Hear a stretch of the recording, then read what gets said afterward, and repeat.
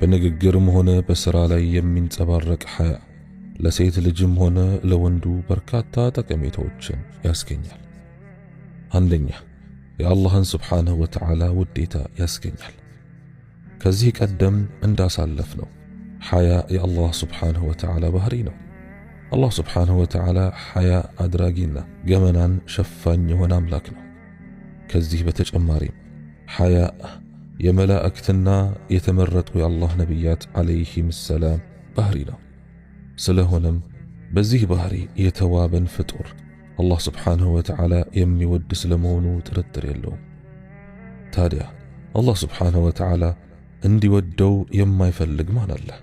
በእርግጥም አላህ ስብሓንሁ ወተዓላ እንዲወደን ከፈለግን የሐያእን ባህሪ እንላበስ።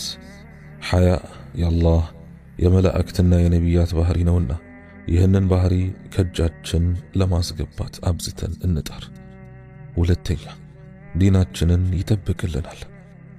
ከዲናችን አስተምህሮ በመነሳት ሐያእን የዘወትር ባህሪያችን ያደረግን እንደሆነ የአድርግ አታድርግ ሕግ ሳይሆን ሐያ ብቻውን መጥፎ ነገር እንዳንሰራ ይከለክለናል። ምላሳችንን እንድንጠብቅ ያግዘናል። ዓይናችንን ዝቅ እንድናደርግ ያደርገናል። ከነፍሳችን ተንኮል ይጠብቀናል። ስነ ምግባራችንን ያሳምርልናል። ይህ ሁሉ ንጹሕ የሆነው የእስልምና ሃይማኖት ይዞ የመጣውና ከተከታዮቹ በእጅጉ የሚፈልገው መንገድ ነው። በተጨባጭ የምናየውም ነገር ሐያ ይህንን ሁሉ ለማሳካት በእጅጉ የሚያግዝ መሆኑን ነው። ሐያ ከዚህ ውጭ ትሩፋት ባይኖረው እንኳን ይኸው በበቃ ነበር። አንዳንዱን ሰው ሐያ ከማያስፈልጉና ተገቢ ካልሆኑ ነገሮች ይጠብቀዋል። ሼኽ ዓሊ ኢብኑ ዓብዱላህ አቱርኪ በግብፅ የኖረውንና በ804 የሞተው ከደጋግ ሰዎች መካከል የነበረውን የግብፅ ገዢ አናስርን ሲገልጽ ግርማ ሞገስ ያለው ሰው ነው ይለዋል። በናስር ዘመን ስለነበሩት ሰዎች ሲገልጽ ደግሞ በናስር ዘመን የኖሩትን ሰዎች አውቃቸዋለሁ። ስለ ሃይማኖት ግድ አልነበራቸውም። ሆኖም ግን ብዙ ነገሮችን ከመፈጸም የሚያግዳቸው ሐያእና ራስን ማቀብ ውስጣቸው ነበር ይላል።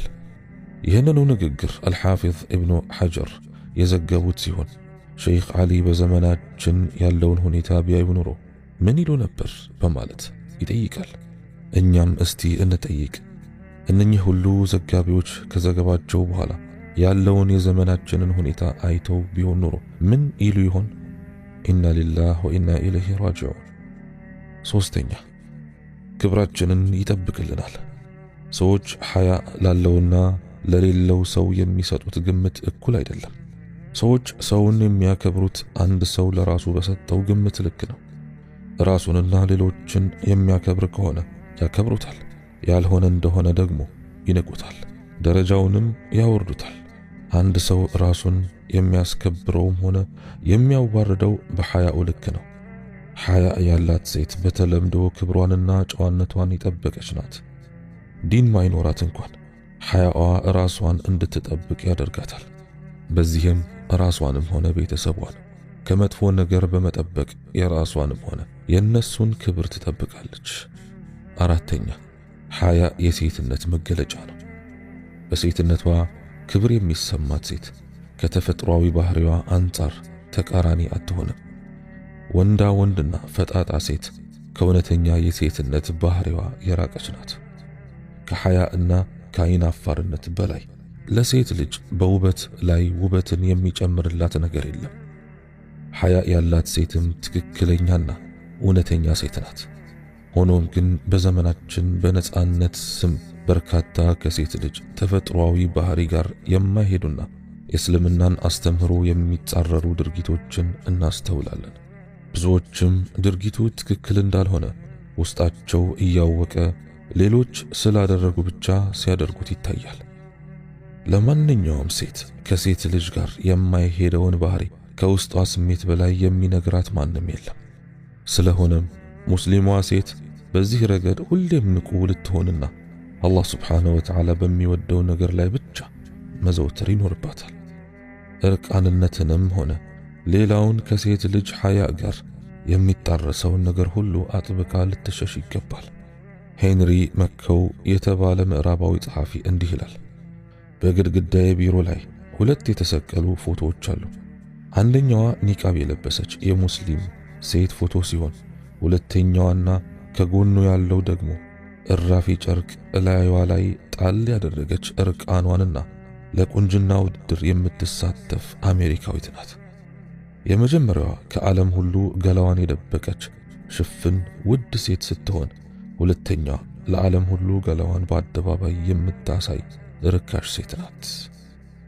በምዕራቡና በምስራቁ ዓለም መካከል የሚደረገው ጦርነት በዋናነት ዓላማው ያነጣጠረው አረቦችም ሆኑ ሙስሊሞች ከሃይማኖታቸውና ከመልካም ባህላቸው ርቀው እርቃን እንዲወጡና ኒቃብን በአጭር ቀሚስ እንዲተኩ ነው። ስለሆነም እኔም ኒቃብ በሃይማኖቴ ውስጥ ካለው ቦታ በመነሳት ከሱ እከላከላለሁ። ሴት ልጅ ለባሏና ለቤተሰቧ ያላትን ክብር ማሳያ ነውና የምትታየው ለነርሱ ብቻ ነው። ይህም የነርሱ ብቻ እንደሆነች ማመላከቻ ነው። ውድ ዕቃ ናትና ማንም እንደሻው ሊያያት አትፈቅድም። እርቃኗን ሆና ለሚሊዮኖች ገላዋን በቴሌቪዥን የምታሳየው የአሜሪካዋ የቁንጅና ንግሥት ንብረትነቷ ለሁሉም ነውና የኔ ናት ብሎ የሚከራከር የለም። ሁሉም እንዳሻው ያያታልና። ጸሐፊው በመቀጠል የምዕራቧ ሴት ከጋብቻ በፊት ከብዙ ወንዶች ጋር ግንኙነት እንዳላት ያወሳል። ካገባች ደግሞ የክብሯን መገለጫ የሆነውን ሐያዋንና ጥብቅናዋን አታ ነው። ምንም የሚስብ ነገር የላትም። ስሜትም ሆነ ፍቅር አትሰጥም። አስቀድማም ፍቅርን ጨርሳለችና ለፍቅርም የታደለች አይደለችም። በምዕራቡ ዓለም ያለች እንስት የወንዳ ወንድነትን ባህሪ በመላበሷ ሚስትም ሆነ እናት የመሆን ሞራልም ሆነ አቅም የላትም። እንስሳዊ የስሜት ፍላጎትን ከማርካት ውጭ ለፍቅርም ሆነ ልጅን ለማፍራት ምቹ አይደለችም ይላል ጸሐፊው። በእርግጥ በራስ ላይ ከመመስከር የበለጠ ሌላ ምስክርነት አያሻም። 5ኛ ራስን ማቀብ ይኖራል። ሐያ እንደ ሰው ቅርበትና ርቀት ከሰዎች ጋር በምናደርገው ግንኙነት ሚዛናዊነታችንን ጠብቀን እንድንኖር ያግዘናል። እጅግ ለሰው እንዳንቀርብም ሆነ በጣምም እንዳንርቅ ይረዳናል። መልካም ባህሪዎቻችንም ጠብቆ ያቆይልናል፣ መጥፎቹን ደግሞ ያስወግድልናል። በአልቡኻሪ ሰሒሕ ከቡሸይር ኢብኑ ከዓብ እንደተዘገበው ቀስታ የሐያ መገለጫ ነው፣ እርጋታ የሐያ መገለጫ ነው የሚል ጥበባዊ አባባል አለ ብሏል። ኢማም አልቁርጡቢ ረሒመሁላህ ይህንኑ ንግግር ሲተነትኑ ቡሸይር ይህን ማለታቸው ሐያ አንድ ሰው ሌላውንም ሆነ ራሱን እንዲያከብር ያደርጋል። አንዳንድ ሐያ ደግሞ ብዙ ሰዎች በተለምዶ ከሚያደርጉትና የሰው ልጅ ሊፈጽመው ከማይገባው ነገር ያርቃል ማለት ነው ብለዋል። 6ኛ ባሏ ይወዳታል፣ ሚስቱ ትወደዋለች። ከጋብቻ በፊትም ቢሆን ለሴት ልጅ የትዳር ምርጫዋ ረጋ ያለ ወንድ ነው። ወንዶችም ቢሆኑ በራሳቸው የቱን ያክል መጥፎ ባህሪ ቢኖራቸውም እንኳን ለትዳር የሚመርጡት ረጋ ያለችና ጨዋ የሆነችዋን ሴት ነው። ሁሉም ለራሱ ጥሩ ነገር ይመኛል። የሚገርም ነው። መጥፎ ሆኖ ከመጥፎ ጋር መኖር የሚፈልግ ማንም የለም። ከጋብቻ በኋላም ቢሆን ሐያ ያላትን ሴት ባሏ ይወዳታል። ሌላ የባህሪ ችግር ቢኖርባት እንኳን ባላት ሐያ ምክንያት ያስበልጣታል። ሐያ ያላት ሴት ሐያዋን በመጠቀም በርካታ የትዳር ችግሮችን ታልፋለች። ባሏም ሐያዋን ከግምት በማስገባት ብታጠፋም ያልፋታል፣ በብዙ ነገርም ይችላታል። ሴት ልጅም ብትሆን ባሏ ጨዋ፣ የተረጋጋና በሰዎች ዘንድ የተከበረና የሚታፈር ሲሆን ክብርና ኩራት ይሰማታል። ከሌሎች እህቶቿ በተሻለ መልኩ እድለኛ እንደሆነችም ይገባታል። 7ኛ ሰዎች ያከብሩታል ወይም ያከብሯታል። ሰዎች ሐያ ያለውን ሰው ይወዳሉ፣ ያከብራሉ። ሴት ልጅ ላይ ይህ ባህሪ ሲንጸባረቅ ያዩ እንደሆነ ያከብሯታል፣ ይወዷታል። በወንድ ልጅ ላይም ቢሆን ተመሳሳይ ነው። በዚህም የተነሳ በማህበረሰብ ውስጥ የሚኖራቸው ተቀባይነት ከፍ ይላል፣ መወደዳቸውም ይጨምራል፣ የላቀ ቦታም ይሰጣቸዋል። በተለይ በዚህ ሐያ በጠፋበት ዘመን ውስጥ ከወንድም ይሁን ከሴት ሐያ ያለው ሰው ማየትም ሆነ ማግኘት ውስጥን ደስ ያሰኛል። በእርግጥም አንድ የጥበብ ሰው እንዳሉት ሐያ ክብርን ያጎናጽፋል፣ ውዴታን ያስገኛል፣ በሰዎች ዘንድ ያስወድሳል፣ አእምሮን ያበለጽጋል፣ የሰውን ደረጃ ከፍ ያደርጋል፣ በሰዎች ዘንድ ተቀባይነት ለማግኘትም ያግዛል። 8ኛ ሐያ የሚያስቀና ባህሪ ነው። ሐያ ያላቸው ሰዎች በሰዎች ዘንድ ተወዳጅ በመሆናቸው ሌሎችም መልካም ሰዎች እንደነሱ መሆንን ያልማሉ፣ ይመኛሉ። የማያውቋቸውም ሰዎች ሁሉ ከነርሱ ለመተዋወቅ ይጥራሉ።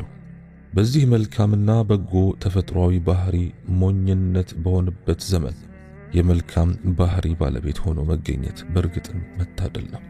الله سبحانه وتعالى حياء يلابسا. اللهم اغفر لي ولوالدي ولجميع المسلمين والمسلمات الأحياء منهم والأموات. اللهم إنك عفو تحب العفو فاعف عنا. اللهم إنك عفو تحب العفو فاعف عنا. يا حي يا قيوم برحمتك نستغيث، أصلح لنا شأننا كله ولا تكلنا إلى أنفسنا طرفة عين. اللهم أنت السلام ومنك السلام، تباركت وتعاليت يا ذا الجلال والإكرام. اللهم آتنا في الدنيا حسنة وفي الآخرة حسنة وقنا عذاب النار. سبحانك اللهم وبحمدك، أشهد أن لا إله إلا أنت، أستغفرك وأتوب إليك. وآخر دعوانا أن الحمد لله رب العالمين، والسلام عليكم ورحمة الله وبركاته.